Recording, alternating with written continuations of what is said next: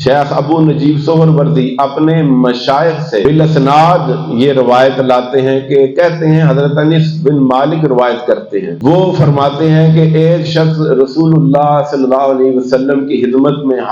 حاضر ہوا اور عرض کیا یا رسول اللہ قیامت کب آئے گی؟ یہ مختلف الفاظ کے ساتھ حدیث آئی ہے، ٹھیک ہے، یہاں جو الفاظ ہیں وہ بھی بڑے کمال ہیں، مزیدار ہیں۔ پھر رسول اللہ صلی اللہ علیہ وسلم نے کوئی جواب دیے بغیر نماز کے لیے کھڑے ہو گئے۔ جب نماز سے فارغ ہو گئے تو آپ صلی اللہ علیہ وسلم نے فرمایا وہ سائل کہاں ہے جس نے سوال کیا تھا کہ قیامت کب آئے گی، قیامت کب آئے گی؟ تو اس نے کہا یا رسول اللہ میں حاضر ہوں، یا رسول اللہ میں حاضر ہوں۔ تو آپ نے پوچھا تم نے قیامت کی کیا تیاری کی ہے؟ اس نے عرض کیا یا رسول اللہ قیامت کے لیے بہت سی نمازیں نہیں پڑھی، نہ بہت سے روزے رکھے، اور عمل کثیر کی کوئی تیاری نہیں میں نے کی سوائے اس کے کہ میں اللہ اور اس کے رسول سے محبت کرتا ہوں۔ سوائے اس کے یا رسول اللہ یا نہ نمازیں زیادہ ہیں، اس سے مراد یہ نہیں کہ وہ نمازیں پڑھتے نہیں، بلکہ نمازیں پڑھ کر کہہ رہے ہیں کہ نمازوں پر اتنا یقین نہیں، روزے رکھ کر کہہ رہے ہیں روزوں پر اتنا یقین نہیں ہے جی، نیک اعمال کرتے ہیں، یہ نہیں کہ بد اعمالی ہے، نیک اعمال کر کے کہتے ہیں کہ نیک اعمال پر اتنا بھروسہ نہیں، بھروسہ ہے تو کس پر ہے؟ اللہ کی محبت پر ہے یا مصطفیٰ جان رحمت کی محبت پر ہے؟ فرمایا کہ یا رسول اللہ پاس کچھ نہیں، نہ زیادہ نمازیں ہیں، نہ زیادہ روزے ہیں، نہ کثیر اعمال ہیں، بس یہ ہے کہ آپ سے محبت کرتے ہیں، آپ کے رب سے محبت کرتے ہیں۔ جب یہ فرمایا تو حضور نے فرمایا بس تم خوش ہو جاؤ، تم جس سے محبت کرتے ہو تم اسی کے ساتھ اٹھائے جاؤ گے، تم اسی کے ساتھ اٹھائے جاؤ گے، تم جس سے محبت کرتے ہو تم اسی کے ساتھ ہو، تم اسی کے، یہاں پر بھی وہاں پر بھی، یہاں پر بھی وہاں پر بھی، محشر والے دن بھی وہ بندہ ان کے ساتھ ہوگا جن سے سب سے زیادہ محبت کرتا ہے، اور جو یہاں حضور سے محبت کرتا ہے۔ کبھی غور کیا؟ حضور نے فرمایا جو جس سے محبت کرتا ہے اس کے ساتھ ہے، تو ساتھ لوگوں کو میسر ہے حضور کا کہ نہیں؟ اور غور کرو حدیث کے اس پہلو پر بھی کبھی نہیں آپ کا دھیان گیا ہوگا، جو لوگ زندہ حضور سے محبت کرتے ہیں اور ٹوٹ کر محبت کرتے ہیں، اور ان کے اپنے بال بچے بعد میں، بیوی بچے بعد میں، مالو جان بعد میں، پہلے رسول اللہ کی بات کرتے ہیں، پھر انہیں یہاں جیتے جی حضور کا ساتھ نصیب ہے، اور جسے حضور کا ساتھ جیتے جی نصیب ہو اس کا کوئی کیا بگاڑ سکتا ہے؟ اس کا کوئی کیا بگاڑ سکتا ہے؟ اس حدیث کے کتنے خوبصورت پہلو ہیں، اس پہلو پر بھی کبھی غور کرو، یہاں پر کسی نے توجہ نہیں کی ہوگی، اس پر میں توجہ، جو جس کے ساتھ محبت کرتا ہے اسی کے ساتھ ہے، تو جو حضور کے ساتھ محبت کرتا ہے وہ حضور کے ساتھ، حضور کے ساتھ ہے۔ اور پھر جناب علی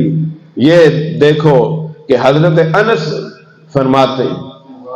حضرت انس اس کے راوی ہے نا، حضرت انس فرماتے ہیں کہ اسلام لانے کے بعد مسلمانوں کو ہم نے کبھی اتنا خوش نہیں دیکھا جتنا ان الفاظ پر خوش دیکھا کہ جو جس سے محبت کرتا ہے اسی کے ساتھ ہے۔ یہ حدیث سن کے مسلمانوں کے چہرے خوش ہو گئے تھے، آپ کے چہروں پر بھی خوشی آنی چاہیے، آپ کے چہروں پر بھی خوشی آنی چاہیے، مگر یہ ہے کہ محبت سچی، محبت امتحان لیتی ہے جی، محبت امتحان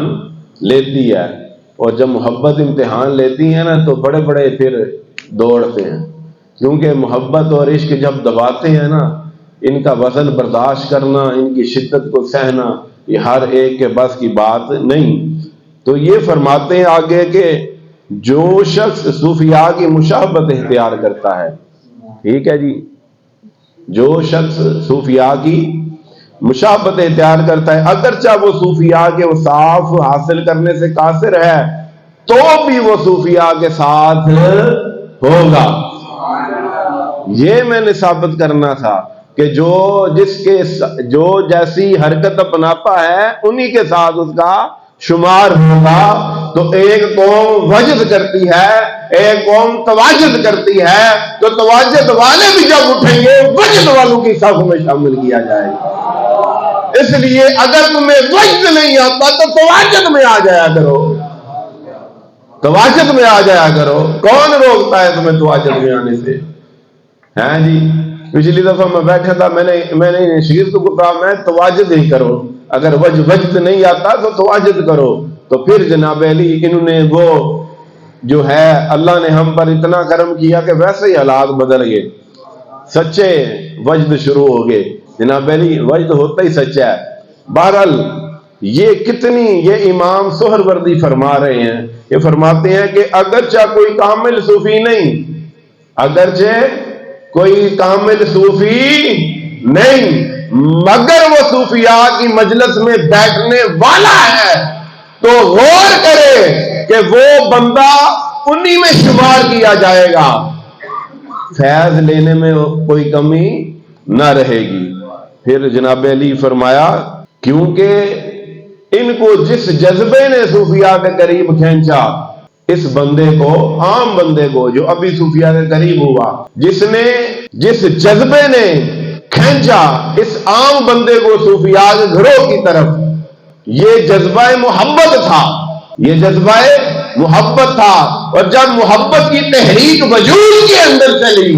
تو اس تحریک کی وجہ سے یہ صوفیاء کی تحریک میں جا کے بیٹھا، شامل ہوا۔ اور جب محبت کی تحریک صوفیاء کی طرف سے چلی، جب وہ صوفیاء کی تحریک میں داخل ہوا، اب لازم ہے کہ صوفیاء میں سے کسی ایک کی نظر پڑے اور یہ صوفیاء کی تحریک میں شامل ہو جائے، اس تحریک میں جو صوفیاء کی تحریک اللہ کی طرف سے ہے،